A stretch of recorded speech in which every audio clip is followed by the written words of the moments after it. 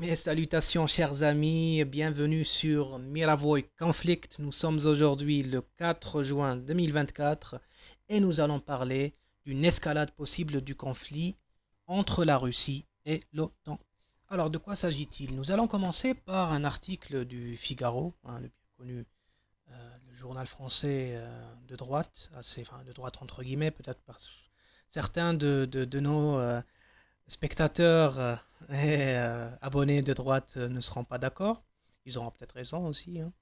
Donc, l'article dit: le moment est venu, dit le chef de l'OTAN. Le chef de l'OTAN souhaite permettre à l'Ukraine de viser la Russie avec des armes occidentales. Voilà, plus direct que ça, il n'y a pas. L'article est écrit par Hugues Maillot, publié le 25 mai 2024. Alors je cite l'article: au début du mois de mai, le Royaume-Uni a été le premier à autoriser Kiev à utiliser leur matériel, et notamment les missiles de croisière Storm Shadow, pour frapper le sol russe. Les États-Unis pourraient rapidement suivre. Donc on parle de... Le Storm Shadow, en réalité, c'est un missile air-sol de longue portée, donc air-sol qui doit être lancé d'un avion, hein, d'un avion de chasse ou d'un avion qui doit être aéroporté de toute façon. Voilà. Et les Américains pourraient, selon les dires de certains responsables du Pentagone, et là c'est moi qui parle, hein, c'est pas l'article, les Américains pourraient autoriser l'Ukraine à utiliser les missiles ATACMS, qui sont aussi des missiles à moyenne portée qui peuvent aller jusqu'à, dans la version américaine, la version je pense qu'elle n'a pas été donnée à l'Ukraine, qui peut aller jusqu'à 500 km. Donc vous imaginez, hein, ces armes délivrées à l'Ukraine avec une possibilité de viser des territoires russes. Donc, on ne parle pas de Crimée, on ne parle pas du Donetsk, de l'oblast de Donetsk ou bien de Zaporozhye. Non, on parle du territoire russe dit historique. Donc on parle de Bielgorod, on parle peut-être, pourquoi pas, de Rostov. Et si ça continue comme ça, pourquoi pas Moscou? Et donc c'est de ça qu'il s'agit. Une par une, les lignes rouges imposées à l'Ukraine par ses alliés s'effacent. Depuis le début de la guerre, les pays occidentaux interdisent formellement à Kiev d'utiliser des armes qu'ils leur fournissent pour frapper le territoire russe. Vous vous souvenez, là, c'était l'article, maintenant c'est moi qui parle, vous vous souvenez, au début du conflit, on parlait, non, on va juste aider l'Ukraine, on aidait un petit peu avec des casques, n'est-ce pas, des armes légères. On disait au début du conflit, souvenez-vous, les États-Unis d'Amérique, aussi les Européens disaient non, nous voulons éviter l'escalade, nous n'allons pas fournir parce que ça serait une ligne rouge. Et puis après, on a commencé à donner des armes faibles, des armes, pardon, légères, des véhicules blindés légers, etc. Nous avons dit non, nous n'allons pas donner des tanks, c'est une ligne rouge. Et après, puis après, nous avons commencé à donner des tanks, nous allons commencer à distribuer du matériel militaire de différentes natures et dire non, nous n'allons pas faire ça, sinon ligne rouge. Maintenant, la ligne rouge, elle commence à disparaître. Donc, l'article dit, afin de réduire le risque d'escalade face à une puissance nucléaire, donc ils ont fait ça. Mais au début du mois de mai, le Royaume-Uni a été le premier à faire tomber cette digue, en autorisant les Ukrainiens à utiliser le matériel, notamment les missiles de croisière Storm Shadow, pour frapper le sol russe. Euh, Tout à fait, on peut confirmer ça avec des images.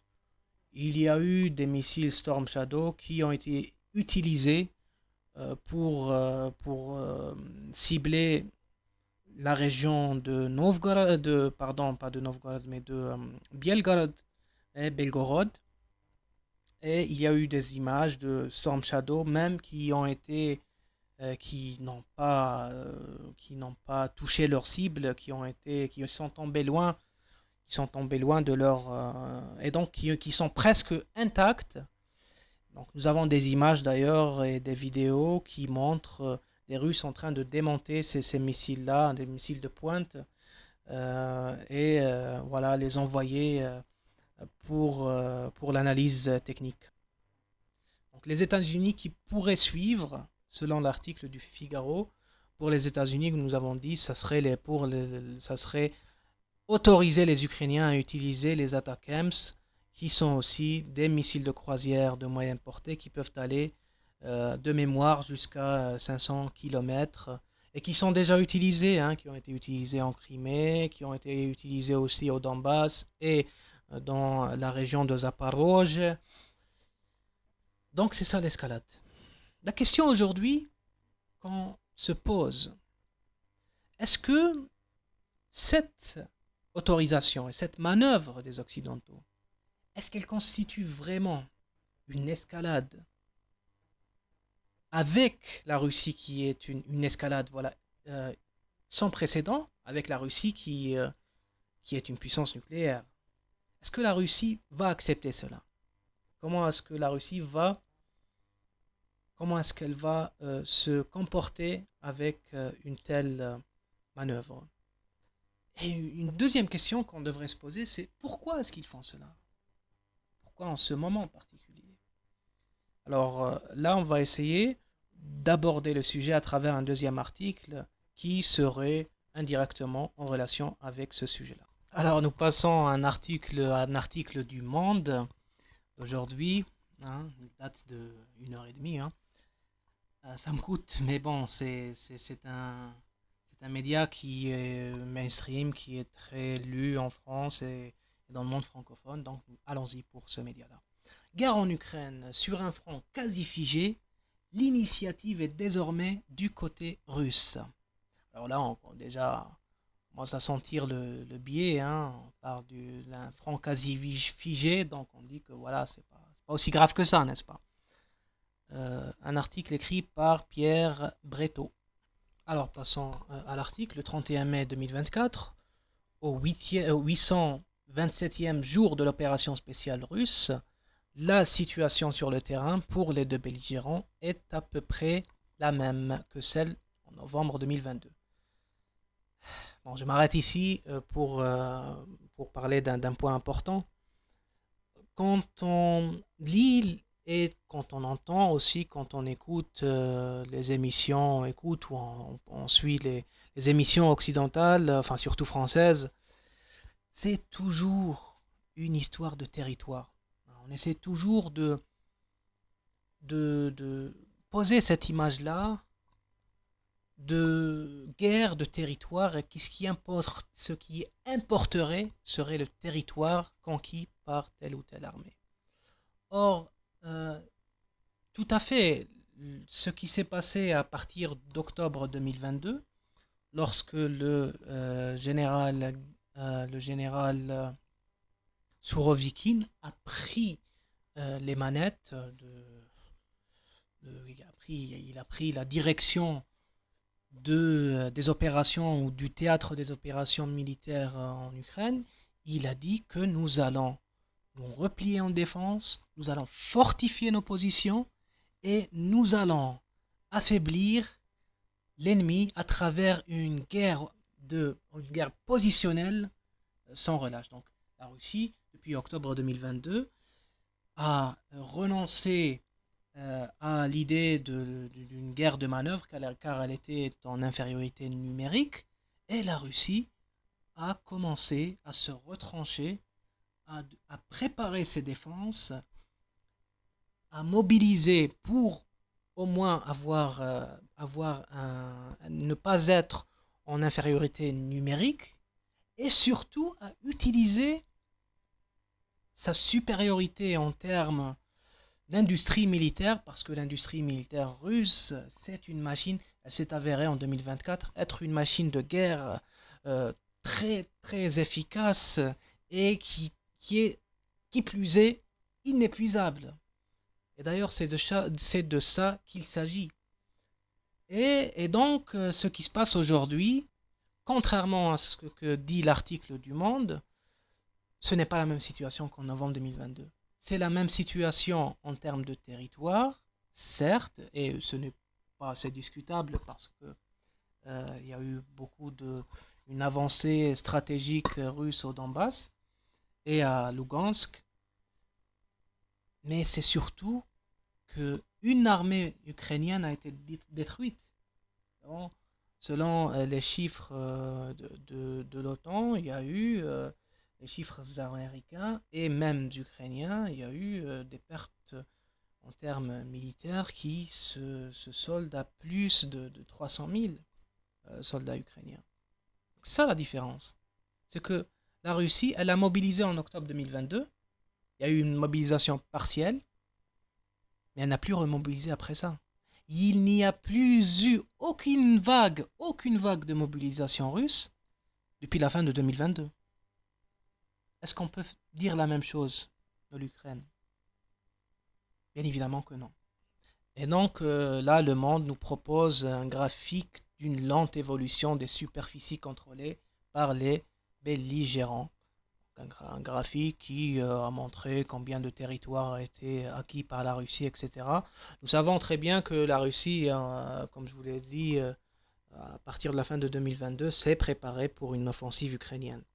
Et d'ailleurs, selon pas mal d'analystes militaires, qu'ils soient occidentaux, d'ailleurs, bon, pas tous, parce que les occidentaux, il y a eu pas mal de colonels et de généraux des plateaux et aussi des think tanks, qu'ils soient américains ou européens d'ailleurs, qui poussaient vers la guerre parce que c'était pour faire plaisir à une certaine ligne politique. Donc, ce qui se passe aujourd'hui, c'est que la Russie est à l'initiative. La Russie est à l'initiative et l'Ukraine, aujourd'hui, souffre sur plusieurs fronts. Tout d'abord, elle n'arrive pas à mobiliser.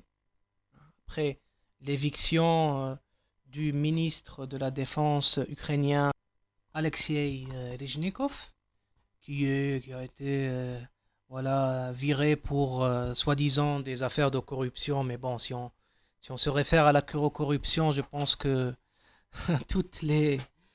pas mal de responsables, de hauts responsables ukrainiens auraient été limogés. Donc c'est assez connu que voilà, ce prétexte de corruption peut être utilisé dans tous les contextes, à tort et à travers.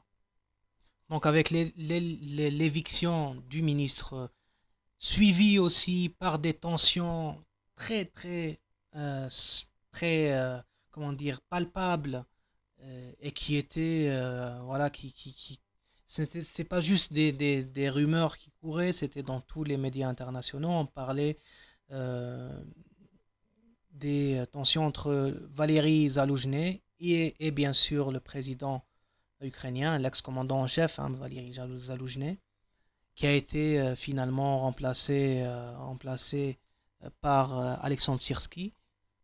Tout ça, c'était pour des raisons, entre autres, mais surtout pour des raisons de difficulté à mobiliser plus de conscrits, plus de soldats. Malheureusement, aujourd'hui, nous pouvons voir qu'en termes malheureusement pour l'Ukraine et peut-être heureusement pour les Russes, c'est qu'ils n'arrivent pas à mobiliser assez de soldats. Ils n'arrivent pas à mobiliser des soldats de qualité parce qu'un soldat, ce n'est pas voilà, c'est pas un croque-monsieur. Ça prend pas 30 minutes à se préparer. Un soldat, la formation d'un soldat dure entre 1 jusqu'à 3 à 5 ans. Tout dépend des formations, spécialisées ou pas. Et donc, l'Ukraine se retrouve en difficulté sur plusieurs fronts. Mobiliser les soldats et l'industrie militaire. Le fait que l'Ukraine aujourd'hui n'a plus les armes nécessaires, n'a plus l'artillerie nécessaire pour faire face à la supériorité russe en termes de force, enfin en termes d'artillerie, en force de frappe. Et aussi le fait que l'Ukraine manque aujourd'hui, après la destruction de pas mal de systèmes ukrainiens et soviétiques, que ce soit le S-300 jusqu'au Buk, etc., l'Ukraine n'a presque pas les moyens nécessaires de faire face à l'aviation russe sur le front. La Russie qui aussi en même temps s'est adaptée. La Russie était très en retard au début en termes de drones. Ils ont réussi à rattraper leur retard et à même prendre le dessus presque sur ce domaine-là, le domaine des drones et enfin pas de sabotage, mais de la guerre électronique, n'est-ce pas? Donc, non seulement les Russes ont plus de drones aujourd'hui de différentes natures, le drone a été intégré dans l'architecture militaire, dans l'architecture aussi sur les bataillons, etc. Les drones se sont devenus, que ce soit des drones d'observation, des drones d'attaque, des drones suicides, ils sont devenus incontournables, mais aussi ils sont arrivés à travers leurs moyens de sabotage électronique à faire en sorte que les drones militaires des ennemis ne soient pas très efficaces, du moins beaucoup moins qu'auparavant. Et donc face à des difficultés qui sont devenues presque chroniques du côté des Ukrainiens, du fait qu'ils soient en infériorité numérique et donc les Ukrainiens ne peuvent plus passer, bien évidemment, plus passer à l'offensive. Ils ont perdu définitivement l'initiative. Selon certains analystes, ils auraient perdu l'initiative bien avant, hein. Ils n'auraient pas dû lancer leur offensive de l'année dernière. Ils n'étaient pas en mesure de lancer une offensive. Mais quand on se détache de la réalité, que voulez-vous, quand on se détache de la réalité, toujours, on prend des décisions qu'on regrette amèrement. Donc la situation est ainsi. Les Occidentaux se retrouvent devant une nécessité de satisfaire à leurs opinions publiques, de dire voilà, nous sommes forts, nous allons escalader parce que nous sommes forts. N'est-ce pas? Ils éprouvent ce besoin de leur montrer leur force dans un contexte qui est celui qu'on connaît aujourd'hui.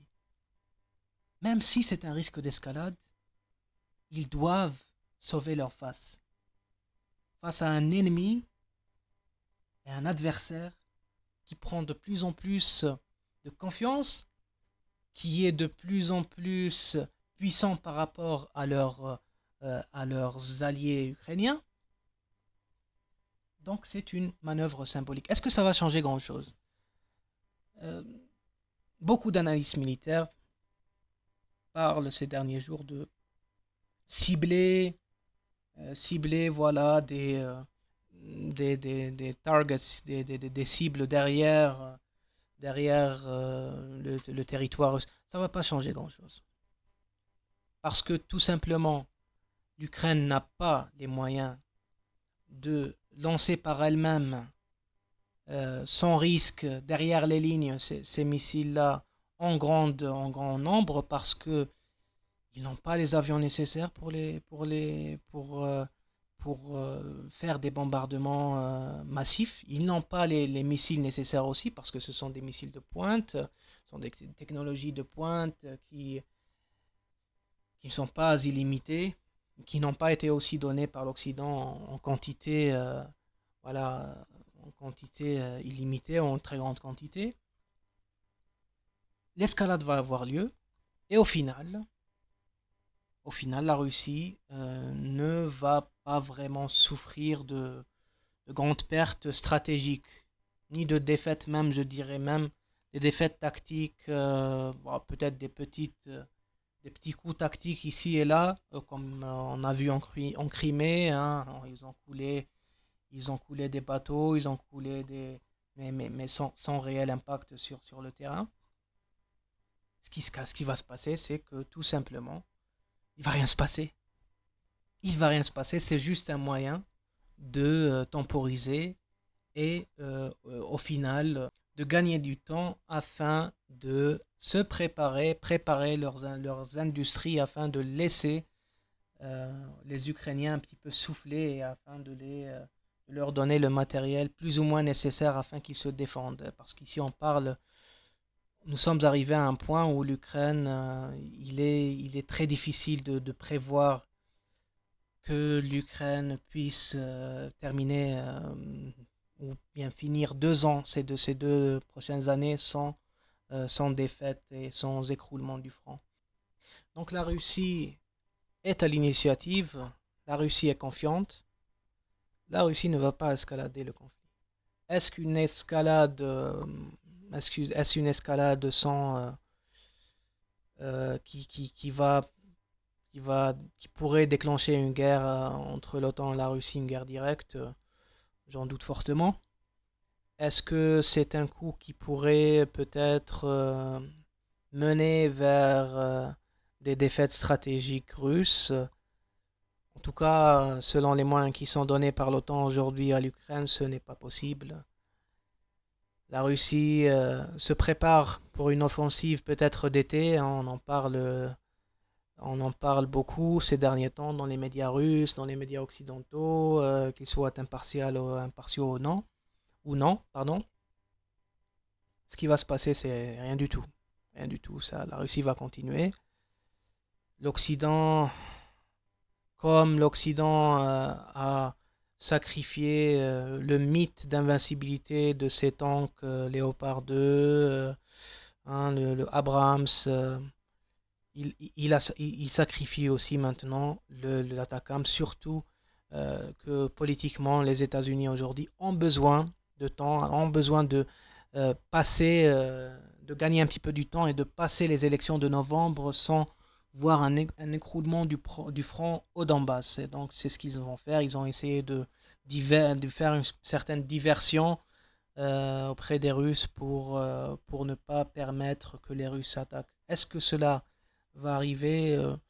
Personnellement, j'en doute fortement et je pense que beaucoup des analystes que nous avons suivis et que nous suivons aujourd'hui, qu'ils soient sur les plateformes de réseaux sociaux ou bien sur les médias mainstream, personne ne prévoit un scénario qui serait différent. Voilà, je vous remercie de nous avoir suivis. N'hésitez pas à vous abonner, à aimer notre chaîne. Ce sont des débuts, ce sont nos débuts. Nous essayons de nous lancer et de lancer cette initiative qui s'inscrit dans une optique de voilà d'une certaine appuyer la liberté d'expression, le fait de donner de donner la parole à divers points de vue, à essayer de réinformer, de se réinformer pour se désintoxiquer des médias mainstream et du fait que ces médias-là essayent d'imposer juste un seul point de vue. Donc n'hésitez pas à nous soutenir et à nous donner vos suggestions pour les sujets qui pourraient venir par la suite. Merci à tous et au revoir.